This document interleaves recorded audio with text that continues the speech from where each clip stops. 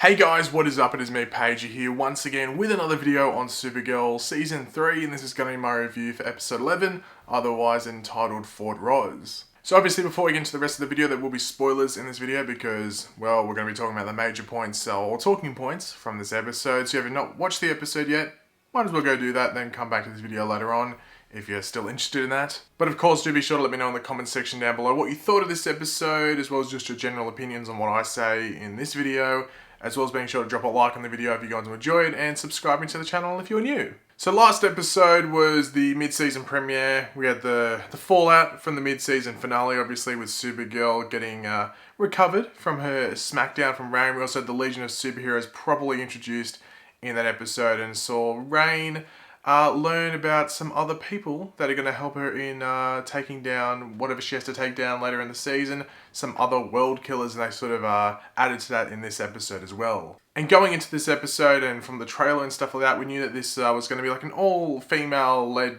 team-up journey thing. And they set it up pretty early into this episode. Why are we getting an all-female journey to Fort Rozz in this episode? With, well, they set up first that it was a blue star, so Supergirl wasn't going to have any powers when she got there, so that's just like a plot line, so it isn't too easy for Supergirl to do things while she's there, and maybe some other people have to be involved. And also, if no one has a Y chromosome, if someone without a Y chromosome goes there, they get radiation poisoning. So yeah, all men cancelled. Men cancelled for the journey to Fort Rozz. So in our team up, our all-female crew going up to Fort Rozz, we had obviously Supergirl, obviously Saturn Girl, otherwise known as Imra, sorry. Then we also had Livewire returning for the 4th episode of Supergirl, I think. And then we also had Psy, who we met in episode 2, I'm pretty sure, of this season as well. So all 4 of those ladies going up to Fort Rozz to try and, learn some other or more information on Rain. And we had Psy and Livewire really going with them because they're criminals, and Rain has been hunting criminals, not locking them away like Psy was, but, killing them. And Livewire, for example, actually knew a lot of the people that had been killed and wasn't very happy about it. I did like Brainiac 5 in this episode. It wasn't a lot of it. The men really did take maybe like a quarter of the episode, maybe a third if you're going to stretch it. But I did like Brainiac roasting the DEO setup because he's from so far in the future, and even like an espresso machine has more processing power than the DEO's setup, which nowadays would have a lot of processing power. So it's pretty funny seeing him roast that. And along with that, him and Win going at each other in this episode was pretty funny as well. I think they were the more comedic moments of the episode. I really did enjoy those. Overall, Brainiac 5 has definitely been one of the more enjoyable characters to watch over the past 2 episodes. Obviously, still not a pretty thing to look at. The design is still terrible, but the actor is doing a great job portraying the character, as well as the writing for the character, and the stuff that he gets to say is pretty good as well. And I'm wondering if any of it is ad-lib, like they're able to ad-lib on the set, like the guy that's playing Brainiac 5. I wonder if he's allowed to do that, or if he's literally just reading exactly what's in the script.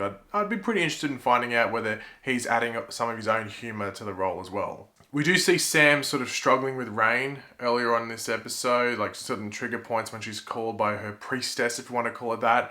And they do come back to that later in the episode, and we'll come back to that later in the video as well. But it was interesting that them planting that seed just for what was going to happen later in the episode as well. We did have like a side story going on in this episode with both Ruby and Alex, as Ruby's babysitter cancelled as Sam was meant to go on like a business trip or something. So Alex steps in because she's got a broken leg and it's like, yep, I'll take care of her. They've been hanging out at different get-togethers and stuff in the past, so it wasn't like out of the blue that this happened. But seeing Ruby and Alex hang out was pretty good, because one of the theories going into later this season is that when like Samantha is defeated or something happens to Samantha, Alex will actually officially adopt Ruby, and maybe there could be some bridging to get Maggie Sawyer back into her life, because Maggie might not want to deal with the baby and stuff, but she might be okay with a teenage daughter.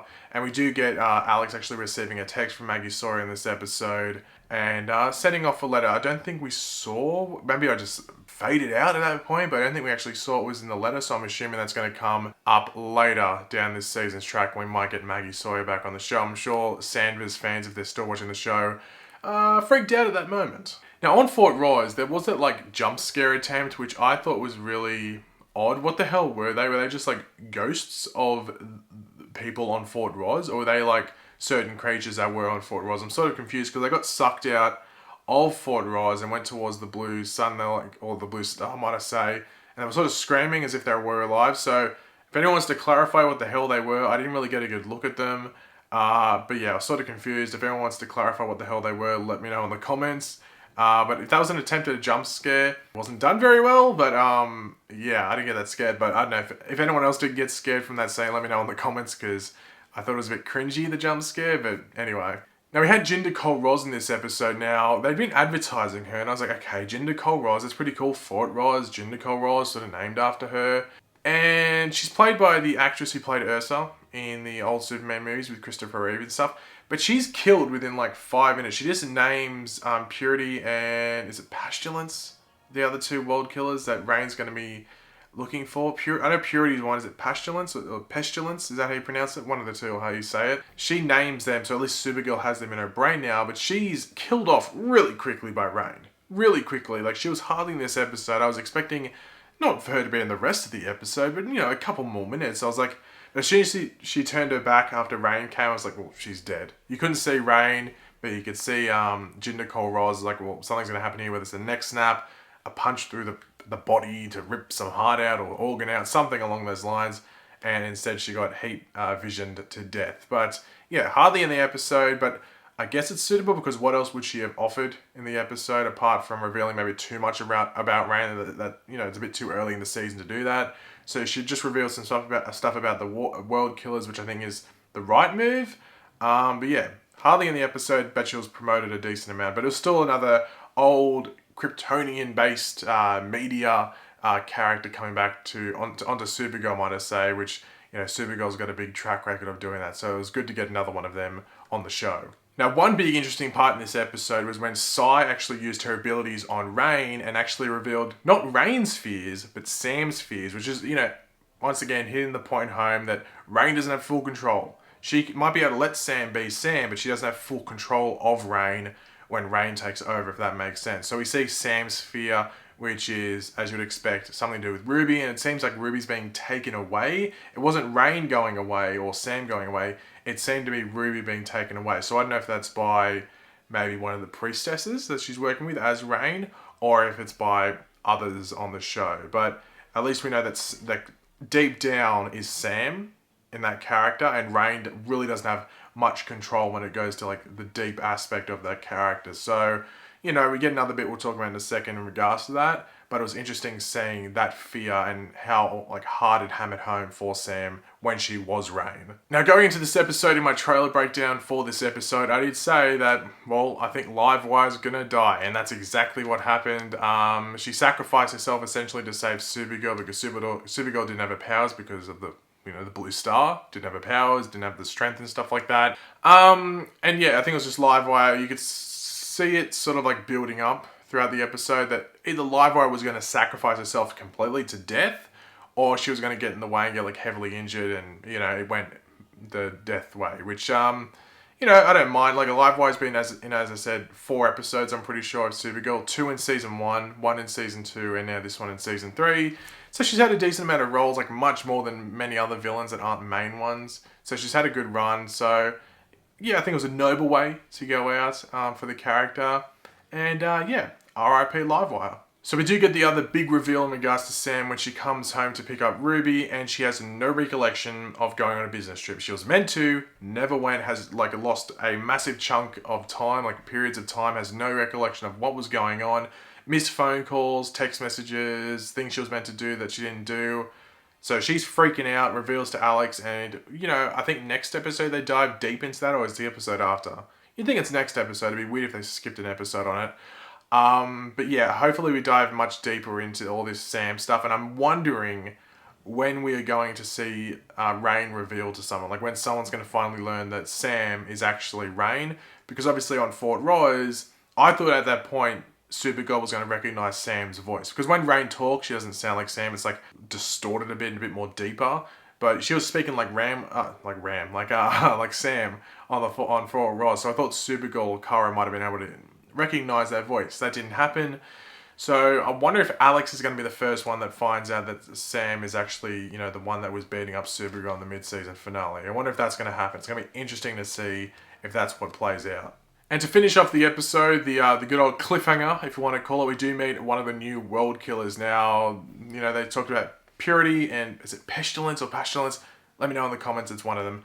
But this is actually Purity that we meet at the end. This character, is it Julia or Juliet or something like that? She is going to be Purity. She gets crushed by a car, pushes it away. No, not even a cut. She's fine. She's fine. This world killer known as Purity. So we're going to see more of her in the upcoming episodes. And yeah, Supergirl's definitely got a lot of on her hands. Like, she was struggling with Rain, now she's got Purity. So yeah, this is going to be interesting to see play out in the next couple of episodes of Supergirl. But overall, I thought this was a pretty solid episode of Supergirl. I didn't have too much wrong with it. I thought it was a bit, you know, handy that like this star, oh, you know, Y chromosome can't go near it. Oh, and Supergirl's lost her powers because of it. Very handy for plot wise for the episode, but it's still very much, you know, pretty enjoyable to watch. The comedy I thought was really good in the episode, not only with like Brainiac and Win, but even with like Psy and Livewire's banter, if you want to call it, not only between themselves, but also towards Saturn Girl and Supergirl as well. A lot of Mean Girl references and different references like that. So I thought the comedy was decent for the most part. I'm just trying to think if I preferred this episode to last episode. I think I might have preferred this episode to last episode. I wasn't that happy with the mid-season premiere. So I think I might have enjoyed this episode a bit more. Not a lot more, but I thought it was solid. I didn't think it was amazing this episode or very great. I thought it was just, you know, it was good. It was solid. So I enjoyed it for the most part. Didn't get bored, which is an important thing when you're watching these shows. You don't want to get bored. So yeah, I definitely rate it a good out of great, if that makes sense. But thanks for watching, guys. Hopefully you enjoyed the video. If you did, it'd be awesome if you could drop a like on the video to show your support. Let me know in the comments section down below what was your favorite part of the episode. What parts didn't you like? Were there some parts that made you like roll your eyes and go, oh, that's pretty crap? Just let me know in the comments section down below what you thought. And of course, if you are new to the channel, make sure to subscribe. I'll catch you later, guys. Goodbye.